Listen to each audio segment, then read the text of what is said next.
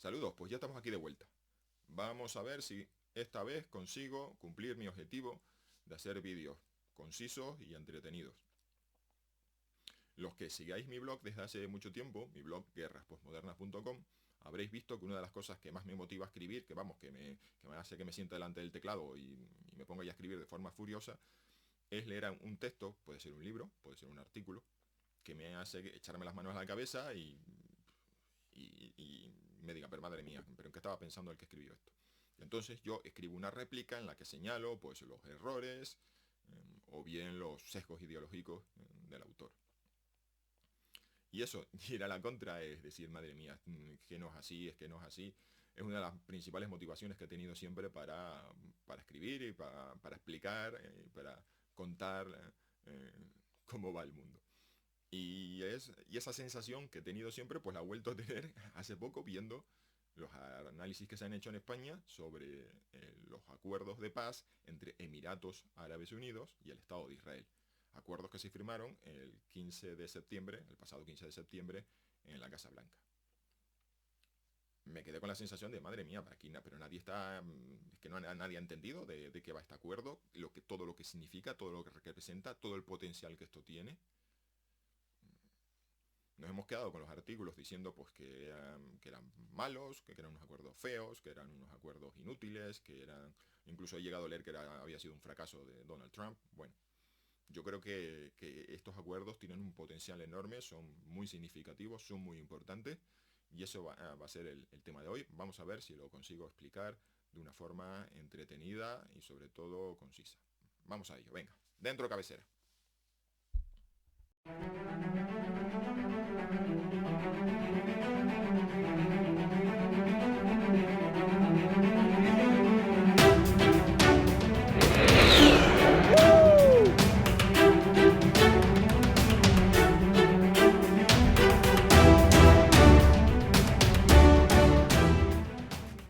El pasado día 15 de septiembre tuvo lugar en la Casa Blanca la firma de acuerdos de paz y de reconocimiento diplomático en los que estaban por un lado Bahrein y Emiratos Árabes Unidos, que son dos petromonarquías árabes, y por el otro lado el Estado de Israel.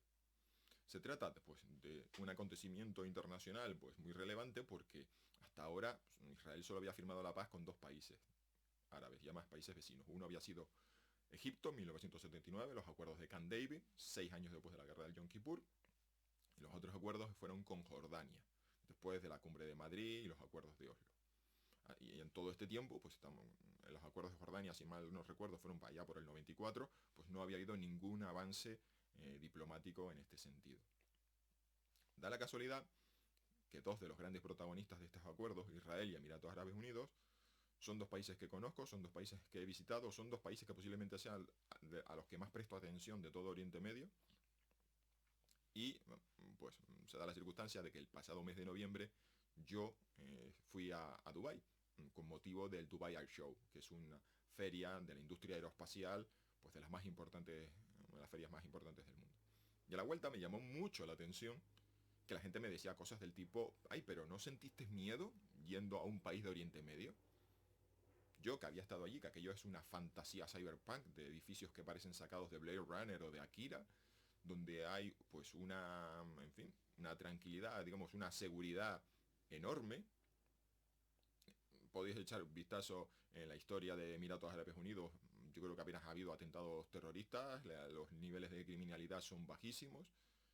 Eh, bueno, ya veremos las peculiaridades del país cuando ahora os cuento un poquito más del acuerdo. Pero la sensación que yo tenía es que digo, madre mía, si con todo el dinero que se han gastado los Emiratos Árabes Unidos en tratar de difundir y de dar a conocer su país, los Emiratos Árabes Unidos a través de la aerolínea Emirates patrocinan el Real Madrid, Dubái alberga el mayor edificio, o sea, el edificio más alto del mundo, el centro comercial más grande del mundo. Digo, si con todo lo que han gastado los emiratíes en dar a conocer su país, aquí en España todavía la gente sigue pensando que Oriente Medio es una especie de agujero negro lleno de desierto, camellos y tipos fanáticos con turbante pegando tiros al aire.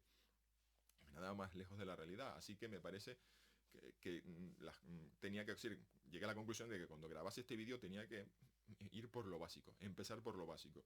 En vez de ponerme a hablar de la geopolítica, de los intereses, empezar explicando, bueno, ¿qué es Emiratos? ¿Dónde está Emiratos Árabes Unidos? ¿Qué es Emiratos? Para entender la importancia del acuerdo con Israel. Venga, vamos a hacerlo de la forma más entretenida posible. Bueno, lo primero va a ser que miremos un mapa. Yo estoy seguro de que si a la gente le pedimos que ubique Israel en un mapa no va a tener problema. Es un país que está normalmente en las noticias y es fácil de ubicar en la orilla oriental del Mediterráneo. Pero si ante un mapa mudo pedimos a la gente que ubique las petromonarquías, eso va a estar más complicado. Bueno, pues aquí tenemos Emiratos Árabes Unidos. Es un país de unos 77.000 kilómetros cuadrados. Esto es, para los españoles, para que nos ubiquemos, algo más pequeño que la comunidad de Castilla-La Mancha, algo un poquito más pequeño que Panamá. Y si vemos el mapa, pues está a una distancia considerable de Israel. Esto ha sido una de las críticas que se ha hecho al acuerdo de paz, es decir, si son dos países que están lejos el uno del otro y no comparten frontera, entonces si no tienen un conflicto directo, el acuerdo este, pues en teoría, pues si supone firmar la paz de dos países que eran hostiles, pues de boquilla. Pero, si seguimos mirando el mapa y ubicamos aquí a Emiratos Árabes Unidos en la entrada del Golfo Pérsico y vemos quién tiene aquí encima, vamos a empezar a entender el significado real de este acuerdo. El nombre del país, Emiratos Árabes Unidos, ya nos da una pista de que en realidad se trata de una federación formada pues por 7 territorios, por 7 emiratos, que alcanzaron la independencia del Reino Unido en el año 71. Cuando estaba en marcha el proceso de descolonización, el que era gobernante del Emirato de Abu Dhabi, el jeque Zayed bin Sultan, le propuso a sus, en fin, a sus homólogos en el resto de territorios que están unirse para formar un país, porque evidentemente pues juntos alcanzarían mayor peso en la escena internacional y serían pues mucho menos débiles frente a vecinos. Si uno mira el mapa, pues vimos que Arabia Saudita e Irán pues eran dos países enormemente extensos comparados con las pequeñas petromonarquías. Y el resultado de aquella decisión lo vemos pues en el propio acuerdo firmado el 15 de septiembre de 2020 en la Casa Blanca, porque allí estaban firmando la paz con Israel, Emiratos Árabes Unidos, que es hoy un país relevante y trascendente en la escena internacional, y el otro es Bahrein, al que ni me voy a referir en este vídeo, pues porque la verdad que no es un país pequeñito e insignificante. Hoy en día la capital de Emiratos Árabes Unidos pues está en Abu Dhabi, que fue además el emirato que protagonizó, que lideró el proceso de construcción del país. Y pues, el edificio más significativo de Abu Dhabi es la mezquita que honra la memoria del padre de la patria, el jeque Zayed bin Sultan, el que estáis viendo en la foto. Pero, sin duda, el emirato pues, más famoso, más conocido, con más proyección internacional es Dubái. Allí en Dubái encontramos, pues aquí, por ejemplo, aquí el Burj Al Khalifa, el edificio más alto del mundo, con 800 y pico metros. Encontramos el centro comercial más grande del mundo, la noria más grande del mundo. Dubái tiene la peculiaridad de que pronto sus líderes se dieron cuenta de que el petróleo y el gas se les iba a acabar mucho antes que al resto de las petromonarquías de la zona, y que tenían que invertir o tenían que usar ese dinero para invertirlo, para generar negocios y para generar una economía que no fuera dependiente de los hidrocarburos. Decidieron pues convertirse en un destino turístico de primer orden, decidieron convertirse en un importante nodo de transporte, tanto de pasajeros, con dos aerolíneas muy importantes, una es Emirates y la otra es Etihad. Se convirtieron en un nodo de transporte de mercancías, con el puerto de Jebel Ali, que es uno de los 10 puertos más grandes del mundo por tráfico de contenedores, una plaza financiera de primer orden, un destino turístico pues importante. Y esto en el fondo recoge pues una tradición de ser un pueblo de comerciantes. Los Emiratos Árabes Unidos en aquel entonces, en fin, estamos hablando del siglo XIX hasta principios del siglo XX, era conocido por las perlas. Y entonces, por ejemplo, uno de los primeros edificios más significativos en el gran despegue económico de Dubái, pues es el Hotel Burj Al Arab, uno de los pocos hoteles de 7 estrellas en el mundo, pues que representa, que tiene esa forma de vela, de dhow, de barco árabe. Yo, como os conté, estuve por allí. Bueno, esta foto pues no tiene la calidad de las otras, pero podéis ver que la arquitectura de Dubái está sacada de una película cyberpunk. Si os apasiona Ghost in the Shell, Akira, Blade Runner, visitar Dubái es tener la sensación de que estás visitando el futuro tal como lo soñamos en los años 80. Y bueno, el motivo de mi viaje en noviembre de 2019 a Dubái fue para conocer o visitar el Dubai Air Show. Ahí vemos un Airbus 380 de Emirates, que ha sido una de las compañías que más Airbus 380, el avión de pasajeros más grande del mundo, ha comprado. Y una de las particularidades de Emiratos Árabes Unidos es que ha empleado el dinero de los hidrocarburos en tratar de tener una economía pujante en sectores tecnológicos, financieros, como ya os mencioné, el transporte, y unas fuerzas armadas con capacidades de proyección estratégica. Ahí vemos en la foto los Airbus 330, también cuentan con C-17, pero sobre todo las cosas que destaca Emiratos Árabes Unidos, las Fuerzas Armadas de Emiratos Árabes Unidos, es que tienen multiplicadores de fuerza, como este avión de alerta temprana radar que estaba enseñando, es decir, integrado por Saab, y que estaban mostrando allí por primera vez en el Dubai Air Show en noviembre de 2019. Y otra característica que tiene las Fuerzas Armadas de Emiratos Árabes Unidos respecto a otros países árabes, otras petromonarquías que compran y compran y compran, es que Emiratos está tratando de desarrollar su propia industria tecnológica en el plano militar, y tiene unas Fuerzas Armadas que son autosuficientes en cuanto a capacidades de, por ejemplo, mantenimiento. Es una de las cosas que si uno mira en internet puestos de trabajo, vacantes de trabajo, por ejemplo Arabia Saudita, y busca pues piloto mecánico y pone el nombre de algunos aparatos como los Apache o los Black Hawk, se va a encontrar que hay un montón de empresas estadounidenses ofreciendo contratos de trabajo para mecánicos y técnicos de mantenimiento de helicópteros, incluso hasta de piloto para Combat SAR, especializado en rescate aéreo. Es decir, Emiratos Árabes Unidos está intentando ser autosuficiente, de que sus fuerzas armadas no dependan de una gran cola de logística de contratistas estadounidenses, sino de tener sus propios técnicos. Está tratando de desarrollar su propia tecnología, por ejemplo en armamento inteligente, y además es relevante que tiene unas fuerzas armadas pues con multiplicadores de fuerza y capacidad estratégica, algo que por ejemplo España carece, por ejemplo aviones de guerra de inteligencia electrónica, aviones de alerta radar. Es decir, son unas fuerzas armadas que intentan ser autosuficientes, con unas capacidades integrales muy bien pensadas. Y Emiratos es un país que aspira a ser un actor relevante en la región, y esto es fundamental. El desarrollo de unas fuerzas armadas con unas capacidades notables responde a la voluntad de Emiratos Árabes Unidos de ser un actor relevante en la región. Y esto, si uno lo mira en la línea de tiempo, pues coincide más o menos con el proceso de desconexión estratégica de Estados Unidos. Recordemos, en noviembre de 2011, durante la celebración de la cumbre de países de la región Asia-Pacífico en Hawái, el presidente Barack Obama dijo en un discurso que hasta aquel entonces pues Estados Unidos había estado volcada en Europa y en Oriente Medio, que había estado demasiado involucrada en Europa y Oriente Medio, y que era hora de pasar página y de que la atención de la política exterior estadounidense pivotara, girara, se volviera hacia Asia. Esto respondía evidentemente ante el ascenso de China. Y de ahí surgió el concepto de pivot to Asia. La política exterior estadounidense iba a girar Asia. Y uno de los elementos fundamentales de esa política era poder limpiarse las manos, desconectar, desentenderse de Oriente Medio. Entonces, desde el punto de vista del gobierno de Barack Obama, la principal amenaza, el principal problema era en la proliferación nuclear en la región.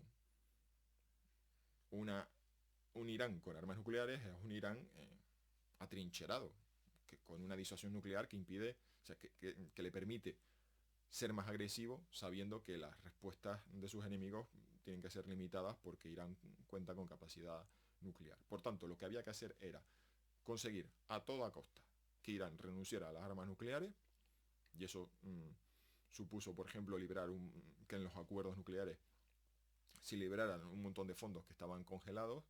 Eso supuso que el gobierno de Obama renunciaba al cambio de régimen en Damasco, que esto es uno de los asuntos que menos se menciona. Yo siempre tuve la sensación de que los esfuerzos de Estados Unidos eran unos esfuerzos en Siria muy descafeinados, a pesar de que toda la literatura de los fans de Putin y fans de Bashar al-Assad en España, desde los tanto comunistas como neofascistas, hablaban ahí de la conspiración de los esfuerzos de la OTAN por derrocar a Bashar al-Assad.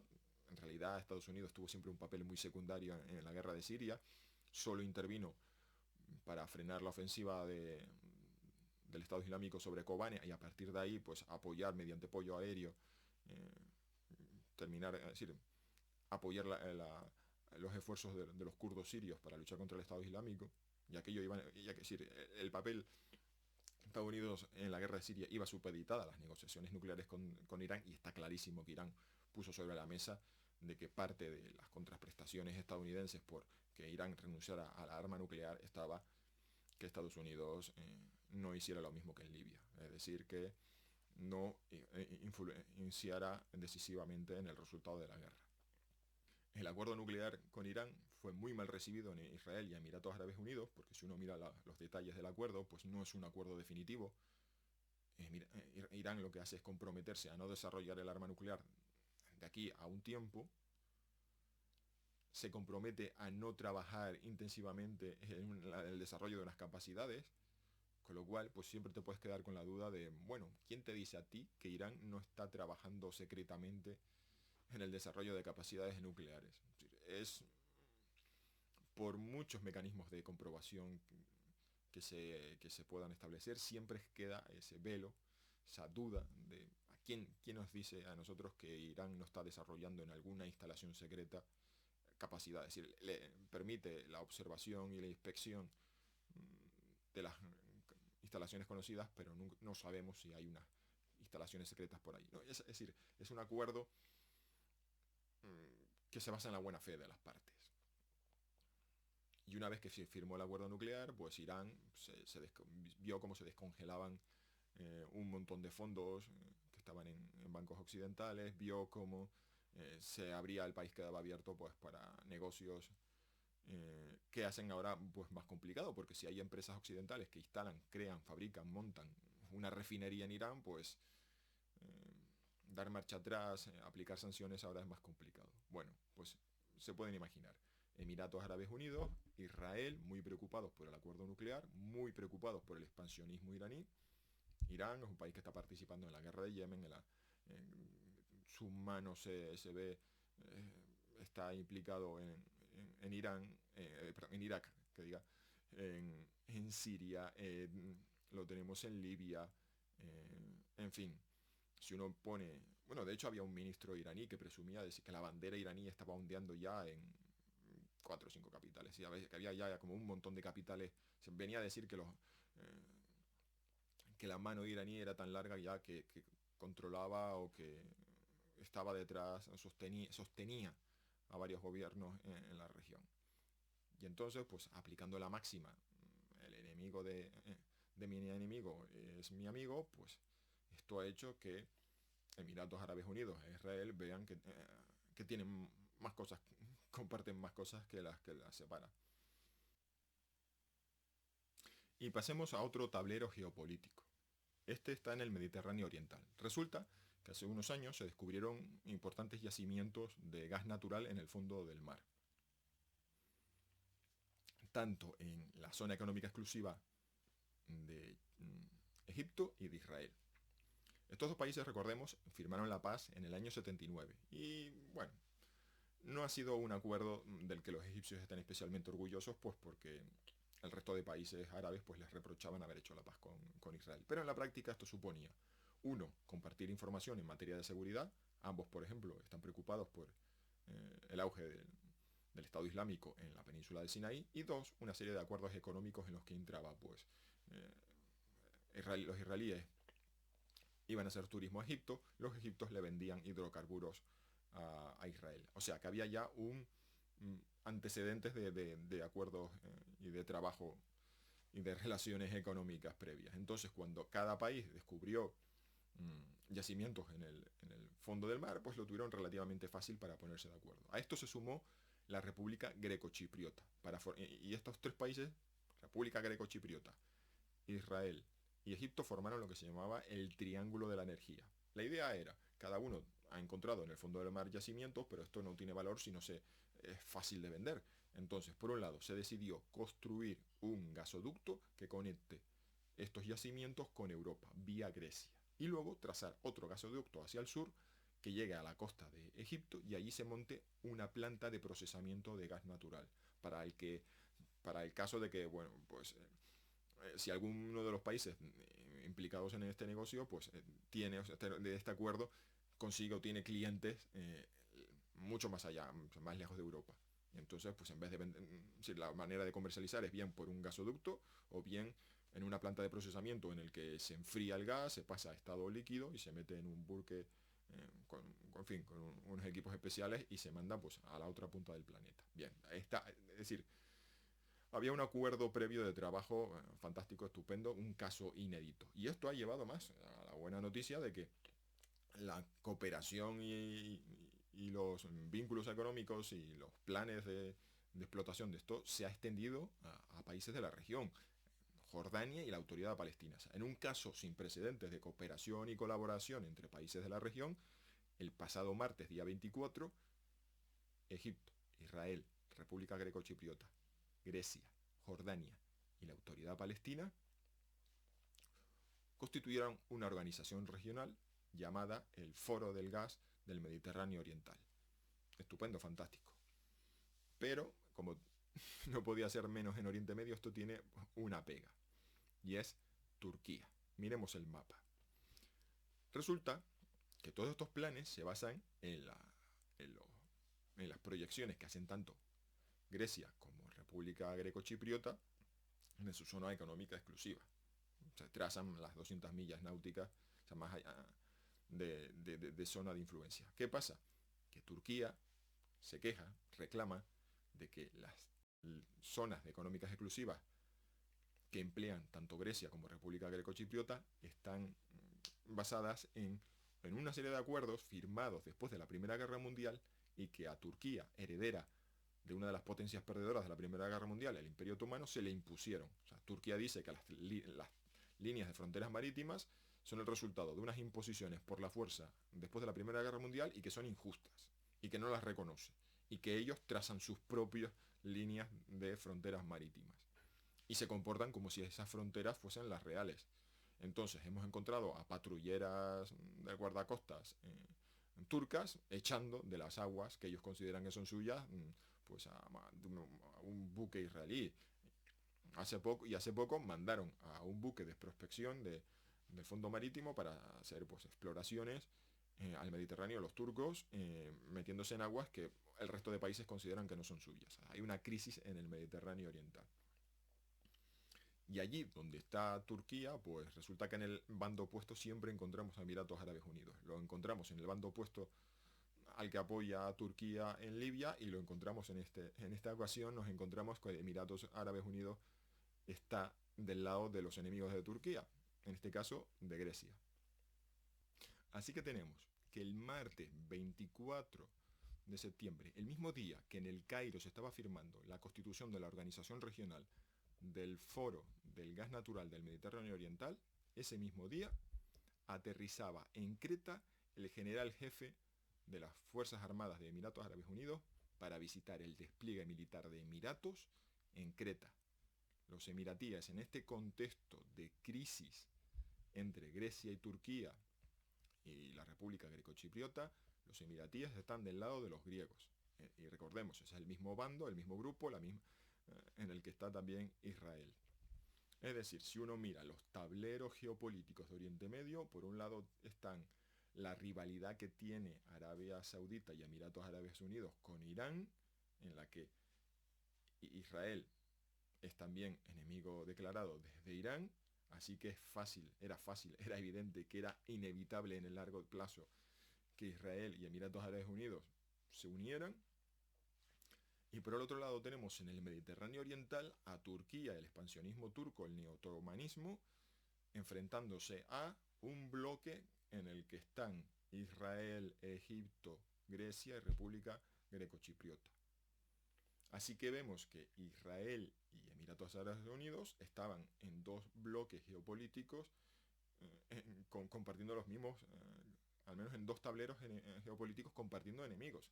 Así que era inevitable que, que se unieran. Y es más, el pequeño secreto de este acuerdo es que Emiratos Árabes Unidos e Israel llevan años cooperando bajo cuerda, bajo mesa, bajo la mesa. Esto era un secreto a voces en Oriente Medio.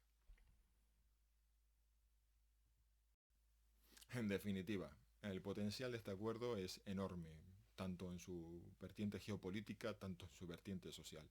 Y es algo que os invito a que estéis pendientes, estéis atentos a las transformaciones que nos esperan en Oriente Medio en los próximos años. Para el que quiera leerlo con un poquito más de calma y sosiego, pues le recomiendo que acuda al artículo que sobre este acuerdo elaboré para la revista Ejércitos, lo verán en la página web de la revista ejércitos.com. Y para el que tenga curiosidad sobre lo que está pasando en el Mediterráneo Oriental, le recomiendo que acuda a mi blog flancosur.com. Allí no solo va a poder encontrar noticias de lo que está sucediendo en la región, sino que también va a encontrar pues una reseña que hice recientemente de varios artículos de autores españoles sobre el tema, donde explican muy pormenorizadamente el origen de todo este conflicto entre Grecia, Turquía y la República Grecochipriota. Si el que tenga muchas ganas de profundizar, me encontrará que hay artículos de autores españoles que se lo explican muy bien. Y yo lo que hice fue pues recopilarlos y hacer una breve reseña explicando qué es lo que contaba y lo que aportaba cada artículo. Entonces, pues el que tenga ganas, tenga tiempo, que tenga voluntad, pues puede mirar. Y sobre todo, pues os recomiendo que si os interesa el Magreb, el Mediterráneo Oriental y el Sahel, pues que visitéis flancosur.com y veis ahí la recopilación que voy haciendo de forma bastante aperiódica de las noticias más relevantes. En fin, pero eso al observador interesado le permite tener un recorrido de cómo están evolucionando las cosas.